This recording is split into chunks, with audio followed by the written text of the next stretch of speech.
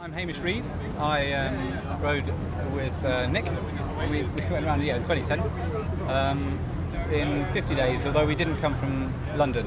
We went from Lymington, so slightly different, so we didn't have to roll down the Thames, which we think is an unnecessary addition.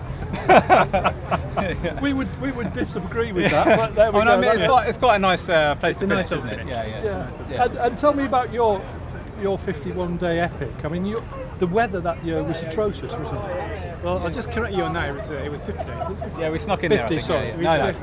But no, the weather was mixed, and we had some periods of some glorious sunshine like this, and I can remember coming down the east coast, and we had blue skies and calm seas, but then we had 48 hours of crazy winds, and which actually sent us capsizing in the North Sea. So we had a different experience.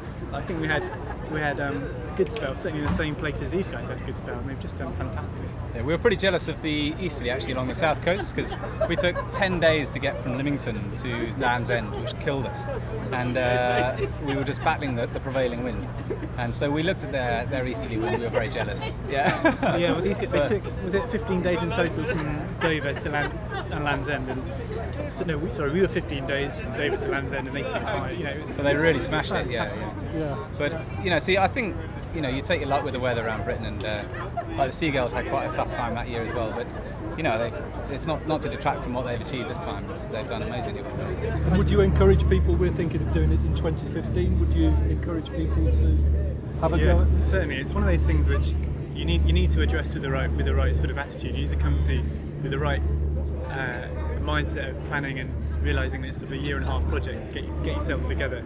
And I'd really encourage that sort of phase of testing and getting the kit together and making sure you know each other, and you're trained to understand the weather and the tidal systems. Because you can't get in a boat like Atlantic rows. People sometimes just get in the boat. There's stories about people getting in a boat and rowing across the Atlantic, and not to take anything away from their achievements, but you just can't do that on this race, and that's what makes it such an interesting challenge, really. So you've got things to crash into. Yeah. You got a lot of things to crash into. Like if you like because you're so isolated in an ocean, if something bad happens, then you're really stuck. But in this race, the likelihood of something bad happening is so much higher that you really, really have to be meticulous about preparation and navigation. And it's a great challenge. And you get to see all the most beautiful parts of the country. Yeah, it's great. And there is some scenery up in the western Scottish Isles, which are just fantastic. And I didn't know it ever existed. Oh, well, I didn't know they existed until we rode past Muck and Egg and up the Mull of Kintyre and see dolphins and whales and puffins and all sorts of stuff. Yeah. Something that you'll remember for the rest of your life. Yeah. Hopefully before senility kicks in. I think that might not be long until I get there. So. We just like to say a massive congratulations to the boys who've just spent the last 41 days grafting at the oars. Yeah. And they've taken 10 days out of us, and that hurts a little bit. We're not bitter about that or anything. Yeah, but a great effort. So congratulations. Yeah, fantastic.